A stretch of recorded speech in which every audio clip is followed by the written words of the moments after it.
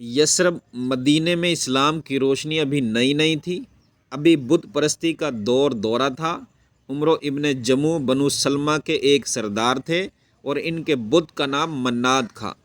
منات یعنی کہ بت کا نام، خدا کا نام اس کے منات تھا۔ یہ بت نہایت قیمتی لکڑی کا بنا ہوا تھا۔ ماہر کاریگر نے اس کی تراش کشی میں کوئی کمی نہیں چھوڑی، اتنا خوبصورت بنایا۔ عمرو اس کو ہر روز خوشبو میں بساتا، اس کو بناتا، سنوارتا، اس کی صفائی کرتا، صبح و شام اس کی زیارت کرتا اور حتی الامکان اس پر اپنا مال و دولت نچھاور کرتا۔ وہ اس کی محبت میں ڈوبا ہوا تھا۔ ایک دن عمرو بن جموع منات کے سامنے نہایت عاجزی اور انکساری سے کھڑا ہوا۔ پہلے تو اس کی بہت خوب تعریف کی، اچھی طرح تعریف کی جتنی وہ کر سکتا تھا، اس کے مناقب بیان کیے اور پھر کہنے لگا، منات یعنی کہ میرے رب، تمہیں تو علم ہی ہے ہمارے شہر میں جو ایک نیا دین کا سفیر آیا ہے، اس نے اسلام کی تبلیغ شروع کر دی ہے۔ اس کی دلی خواہش ہے کہ وہ ہمیں تم سے ہٹا دے، وہ ہمارے دلوں میں تمہاری محبت کو ختم کرنا چاہتا ہے۔ میں اس سے دو ہاتھ کرنا چاہتا ہوں اور میری خواہش ہے کہ اس سے صاف صاف بات کروں، مگر میں نے مناسب سمجھا پہلے تم سے مشورہ کیوں نہ کر لوں اور پھر اس سے بات کروں۔ برائے مہربانی تم مجھے مشورہ دو کہ مجھے کیا کرنا چاہیے۔ منات نے اس کی گفتگو کا کوئی جواب نہ دیا۔ اس کا جو خدا تھا، اس نے اس سے مشورہ مانگا کہ مدینے کے اندر کوئی ایک نیا اسلام کی بات کرنے والا ہے، تو کیا میں اس سے دو بات کرنا چاہتا ہوں، صاف صاف بات کرنا چاہتا ہوں، مجھے مشورہ دو کہ میں اس سے بات کروں کہ نہ کروں۔ عمرو نے پھر نہایت عاجزی سے کہنا شروع کر دیا دوبارہ، تم مجھ سے ناراض ہو گئے ہو؟ ارے میں نے تو کوئی غلط بات نہیں کی جو تمہیں بری لگی ہو۔ خیر اگر تم ناراض ہو گئے ہو تو کوئی بات نہیں، میں تمہارے پاس چند دنوں کے بعد آؤں گا تاکہ تمہارا غصہ ٹھنڈا ہو جائے۔ ادھر عمرو کے بیٹے معاذ بن عمرو اور مسلمان ہو چکے تھے۔ انہوں نے اپنے باپ کی منات سے، اپنے خدا سے، اس کے خدا جو بت تھا اس سے محبت کا اس کو علم تھا۔ انہوں نے اپنے گہرے دوست معاذ بن جبل رضی اللہ تعالیٰ عنہ سے اس بارے میں مشورہ کیا۔ یہ دونوں ہی بنو سلمہ کے نوجوان تھے اور دونوں نے مل کر ایک منصوبہ بنایا۔ رات کو جب والد صاحب سو گئے تو دونوں منات کے پاس آئے، اس کے خدا کے پاس آئے اور اس کو کندھوں پر اٹھایا اور وہ بنو سلمہ کے کنویں میں پھینک دیا۔ یہ ایک بے آباد کنواں تھا۔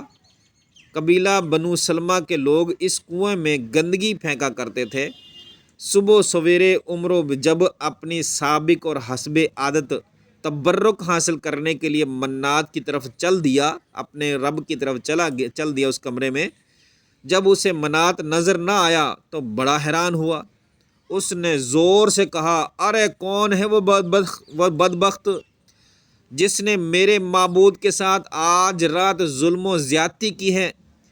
اس کے بیٹے اپنے باپ کی آواز سن رہے تھے، وہ سوئے ہوئے نظر آ رہے تھے۔ انہوں نے جواب دینا مناسب نہ سمجھا۔ عمرو اپنے پیارے بت کی تلاش میں نکل کھڑا ہوا۔ وہ غصے سے کانپتا، بھڑکتا، بڑبڑاتا ہوا اور اپنے آپ سے باتیں کرتے ہوئے اپنے رب کی تلاش کر رہا تھا۔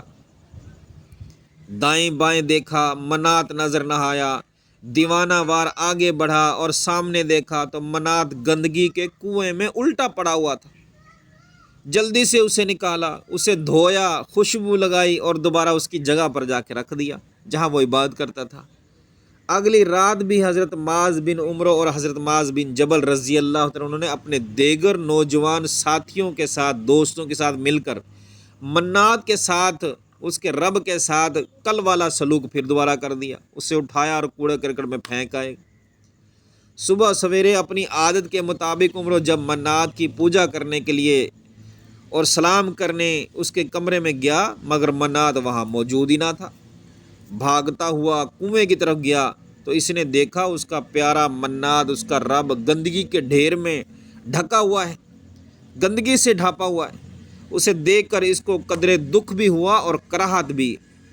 بڑی نفرت بھی پیدا ہوئی اس کے میں محسوس ہونے لگی، مگر پھر بھی وہ اس کو معبود تھا نا، بڑی بات کرتا تھا، اس سے محبت تھی، اس کے دل میں اس کا بڑا احترام اور محبت تھی۔ اس نے اس گندگی سے نکالا، اسے پھر دھویا، خوشبو لگائی اور دوبارہ اسی جگہ پر جا کر جہاں پر وہ اس کو رکھا کرتا تھا، اس کی عبادت کیا کرتا تھا، اسے جا کر وہاں رکھ دیا۔